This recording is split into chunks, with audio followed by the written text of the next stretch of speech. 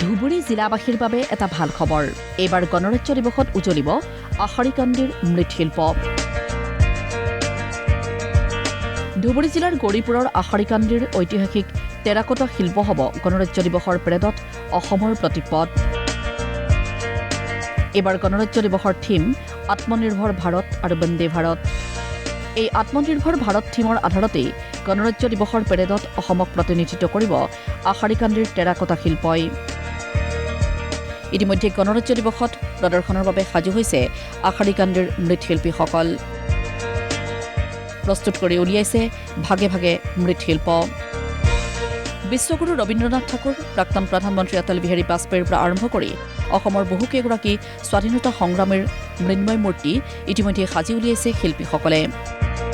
গণৰাজ্য দিৱসৰ পেৰেডৰ জৰিয়তে বিশ্ববাসীৰ ওচৰত জিলিকি উঠিব আশাৰীকান্দিৰ টেৰাকোটা শিল্প।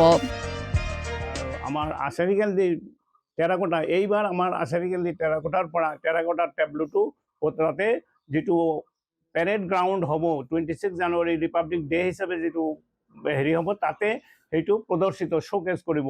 শ্ব'কেছ কৰি এইটো বিশ্ব দৰবাৰত বিয়পাই দিব, যাতে আশাৰীকান্দি টেৰাকোটাৰ যিটো ফকাচিং, সেই ফকাচিংটো যাতে বিশ্বৰ প্ৰতিটো নাগৰিকে দেখিবলৈ পায় আৰু চাবলৈ পায়। তাতে আমাৰ এই দেশ আশাৰীকান্দি গাঁৱৰ প্ৰতি এটা আকৰ্ষিত হৈ যাতে সকলো নাগৰিক তথা টুৰিষ্টবিলাকে আহি ইয়াৰ পৰা বস্তুবিলাক চাই ধন্য হয় আৰু নিজৰ মন পচন্দৰ বস্তুবিলাক লৈ যাব পাৰে। শেহতীয়াকৈ ভাৰত চৰকাৰে আশাৰীকান্দিৰ টেৰাকোটা শিল্পক GI টেগ প্ৰদানক লৈ উৎফুল্লিত শিল্পীসকল। টেগ পোৱাৰ পিছত GI টেগ এইটো এটা গ্ল'বেল ইণ্ডিকেশ্যন মাৰ্ক, যিটো আমি চবে নাপায়, কিন্তু আমি সেইটো GI টেগ হিচাপে স্বীকৃতিপ্ৰাপ্ত হৈছোঁ। তাৰ কাৰণে আমি আমাৰ নাবাৰ্ডৰ বিষয়াসকললৈ ধন্যবাদ জ্ঞাপন কৰিছোঁ।